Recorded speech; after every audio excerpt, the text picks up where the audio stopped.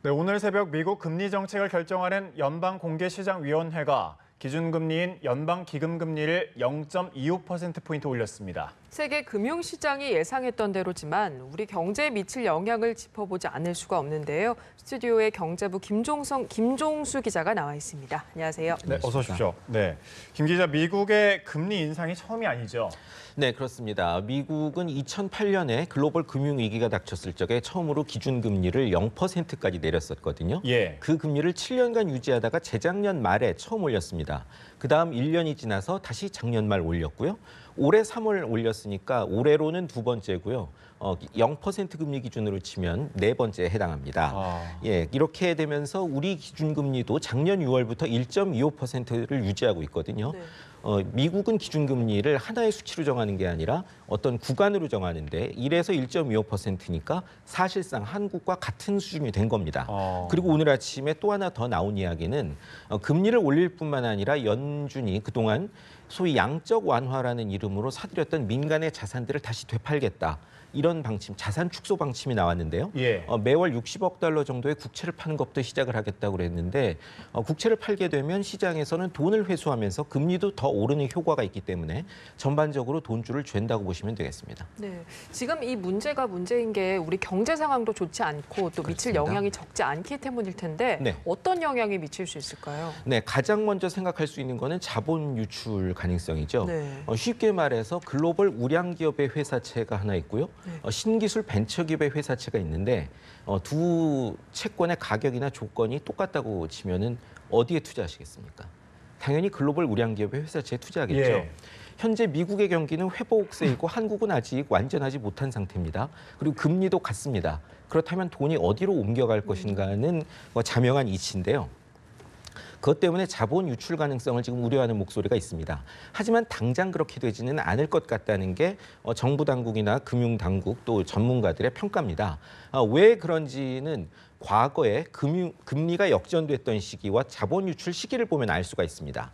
예, 과거에 또 이미 그 한국의 기준금리가 미국 기준금리보다 높은 적이 있었습니다. 네. 그게 1999년 중반부터 2001년 초반 정도까지 그랬고요. 예. 또 2005년에서 2007년까지 있었습니다. 이번이 세 번째인데요. 그런데 그 당시에 그렇게 급격한 자본 유출이 발생한 건 아니었습니다. 반면에 자본 유출이 급격하게 발생한 것은요. 1999년 이전에 한 2년 정도. 그러니까 그때가 외환위기, 우리가 예. 흔히 IMF 환란이라고 부르던 그 시기였고요. 또 다음이 2008년 가을부터 시작됐던 글로벌 금융위기 때입니다. 쉽게 말해서 금리가 우리가 더 낮다고 해서 돈이 빠져나갔던 것이 아니라 금융시장이 혼란하고 한국 경기가 좋지 않았던 때 돈이 빠져나갔다는 얘기가 되는 것이죠. 예. 그렇군요. 바로 미국의 높은 금리를 쫓아나가지는 않을 것이란 말씀이신데 한국은행은 기준금리 인상 압력을 좀 받지는 않을까요? 네, 그렇습니다. 세계 금융시장이 열려 있는 상태에서 예. 지금 당장 빠져나가지 않는다고 해서 우리가 계속해가지고 이 상태를 유지한다는 것은 쉬운 일이 아니겠죠. 다만 그 한국은행이 당장 인상하지는 않을 것 같습니다. 좀 전에 말씀드린 대로 과거의 경험이나 현재의 상황을 봤을 적에 급격한 자본 이탈이 발생할 가능성은 크지 않아 보인다는 게 첫 번째 요인이고요. 예. 또 우리 경제 상황이 아시다시피 1,360조 원에 달하는 눈덩이 가계부채가 있습니다.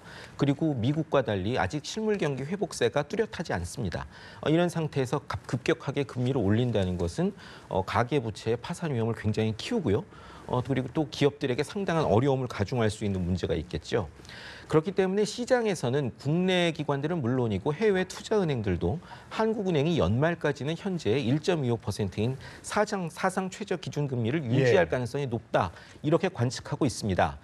그러면서 내년에 1분기나 하반기 각각 한 번씩 한 두 번 정도 올리지 않겠는가 이렇게 관측을 하고 있는데요. 물론 예상과 달리 급격한 자본 유출이 발생한다거나 경기 회복세가 예상보다 빠르게 나타나서 수요 압력에 의한 인플레 가능성이 있다면 4분기 정도로 인상 시기를 당길 가능성도 배제할 수는 없습니다. 예. 문제가 지금 미국의 금리 인상이 이게 끝이 아니라는 거잖아요. 그렇습니다. 뭐 어느 정도까지 인상이 예상되고 또 언제쯤에 올릴 것으로 전망이 되고 있습니까? 네, 미 연준이 이미 지난해에 한 차례 금리를 올리면서 앞으로의 인상 계획에 대해서 청사진을 내놓은 게 있습니다. 네. 예, 미 연준이 생각하는 금리 목표 금리는 한 3% 정도인데요. 예. 3% 정도가 특별히 경기를 압박하는 수준도 아니면서 그렇다고 특별히 부양하지도 않는 중립적인 금리라고 현재 경제 수준에서 미 연준이 판단하고 있는 겁니다. 이렇게 되자면 1년에 3차례 정도씩 매번 조금씩 올리면 2019년 말까지 그 목표에 도달을 하게 됩니다. 예. 올해는 이미 3월과 6월에 올렸기 때문에 한 번 정도 더 올릴 걸로 예상이 되고 있는데요. 금리를 결정하는 좀 전에 말씀하신 연방공개시장위원회 FOMC가 1년에 8번 회의가 열리는데 하반기에 4번 정도 회의가 더 남아 있습니다. 7월에 있고요. 그다음에 9월, 그다음에 10월 말, 12월 이렇게 4번 있습니다. 네. 근데 지금까지는 대체로 9월 정도에 한 번 0.25%포인트를 더 올리지 않겠느냐 이런 것이 일반적인 관측이었고요. 예. 그런데 다만 경기 지표가 현재 개선되는 속도를 봤을 때 예상보다 조금 느린 측면도 없지 않아서 인상 시기가 12월 정도로 미뤄질 수도 있다 이런 목소리도 나오고 있습니다. 예. 지금까지는 미국 금리 인상에 따른 외국 자본 이탈이나 우리 기준금리 인상 압력 문제를 살펴봤습니다만 이미 오름세를 탄 국내 시장 금리가 계속해서 오른다면 걱정되는 부분이 한두 개 아닐 것 같습니다. 네. 당장에는 가계 부채가 문제가 될 텐데 어느 정도나 좀 부담이 커질까요? 네, 국내 시장 금리는 사실 이미 상승세를 탄 지 오래됐습니다. 예. 작년 하반기부터 연준이 계속해서 금리를 올릴 것이기 때문에 우리도 그대로 있을 수는 없다는 생각이 시장에 이미 많이 반영이 된 것이죠. 미 기준금리 인상 때문에 이렇게 한국의 시중 기준금리는 놔두고라도 예. 시장 금리가 계속 인상하는 압박을 받게 된 겁니다. 그러면 실제로 금리가 올랐을 적에 어느 정도 부담이 가는지를 한은이 추정해 본 게 있는데요. 현재 가계부채를 기준으로 봤을 때 작년 말 기준입니다만 예. 미 연준의 금리가 올라서 시장 금리가 1%포인트 정도 올랐을 때 가계가 추가로 부담해야 될 이자가 연 9조 원 정도 된다고 합니다. 이 액수 자체는요. 작년 말 기준 1,300조 원 정도의 가계 부채에다가 예. 이 중에서 신용카드 판매 같은 판매 신용을 뺀 돈 1,200조 원 중반대 정도 되는데요. 이 중에서 한 75% 정도가 변동금리 상품입니다. 변동금리 대출의 금리가 1%포인트 정도 오를 적에 어떤 현상이 벌어질까를 추정해 본 건데요. 예. 그렇게 되면 9조 원이라고 그랬는데 지금 아시다시피 1분기 말 기준으로 전체 가계 신용액이 1,360조 원 정도로 불었습니다. 네. 예, 그만큼 부담도 더 커졌겠죠. 예. 네. 사실 이 가계부채의 가장 큰 원인이 집 사느라고 진 빚이잖아요. 그렇습니다. 최근에 정부도 이 부동산 과열 조짐에 대해서 대책 마련도 하고 있는데 네. 아무래도 부동산 시장에도 영향이 있겠죠. 그렇습니다. 지금 부동산 시장이 서울 강남 재건축이라든가 세종이라든가 몇몇 지역을 중심으로 이상 과열을 보이고 있어서요. 네. 주초부터 정부가 단속반을까지 투입해가지고 위법행위 적발에 나섰는데요. 실제로 거래가 많이 늘다 보니까 빚이 많이 늘었습니다. 예. 한 가지 지표를 보면은요, 금융위원회가 매달 발표하는 가계대출 잔액 지표를 보니까요, 1월 달 같은 경우에 전체 금융권에서 한 3조 원 정도밖에 늘지 않았습니다. 그런데 매월 늘더니 지난달에는 10조 원이 정도가 불어났습니다. 그만큼 지금 집을 사기 위해서 예. 단순 수요가 아니라 투기성 수요 때문에라도 빚을 내 가지고 집을 사는 사람이 많이 늘었다고 추정해 볼 수 있는 거죠. 실제로 은행 주택담보대출 20조 원 중에서 은행권 대출 그중에서도 주택담보대출이 늘어난 게 한 3조 8천억 원 정도 됩니다. 또 2조 원 정도는 이른바 집단대출인데요. 이미 분양받아가지고선 중도금을 내기 위해서 빌린 돈들이죠.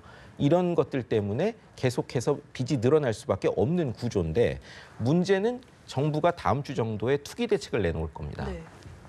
어떤 은행에서 돈을 빌릴 수 있는 소위 주택 담보 비율이라든가 이자와 소득 간의 상관 비율을 갖다가 더 죄서 예. 대출을 좀 더 어렵게 하거나 혹은 청약을 제한하는 이런 정도의 제도를 내놓을 가능성이 상당히 큰데요. 예. 그렇게 되면 아무래도 부동산 시장이 조금 식지 않겠느냐 이런 관측이 있습니다. 그럼 당연히 투기 수요들 특히 돈을 빌려가지고 집을 산 사람들한테는 상당히 부담이 되지 않을 수가 없는데 여기에 금리까지 올라간다면은 그 부담이 가중이 되겠죠.